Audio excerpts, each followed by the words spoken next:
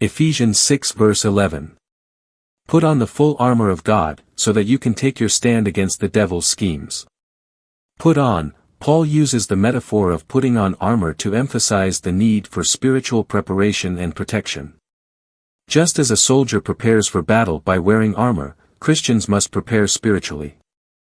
The full armor of God. The armor of God is a metaphor representing the spiritual resources that God provides to believers. These resources are described in more detail in the following verses, Ephesians 6 verses 14 to 17, and include truth, righteousness, the gospel of peace, faith, salvation, and the word of God. So that you can take your stand, the purpose of putting on the armor is to enable Christians to stand firm, to resist and not be overcome by spiritual attacks. Against the devil's schemes, Paul describes the devil as an enemy who uses schemes or deceptive strategies to attack believers.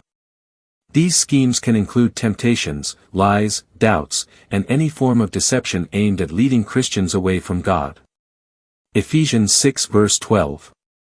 For our struggle is not against flesh and blood, but against the rulers, against the authorities, against the powers of this dark world and against the spiritual forces of evil in the heavenly realms. For our struggle is not against flesh and blood. Paul clarifies that the Christian battle is not against human beings, flesh and blood. Instead, it is a spiritual battle. Against the rulers, against the authorities, against the powers of this dark world, and against the spiritual forces of evil. These terms describe different levels and types of evil spiritual forces. Paul is detailing the hierarchy of demonic forces operating against believers. Rulers and authorities refer to evil authorities and powers.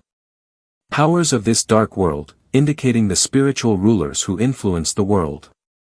Spiritual forces of evil describes an army of evil spirits operating in the heavenly realms.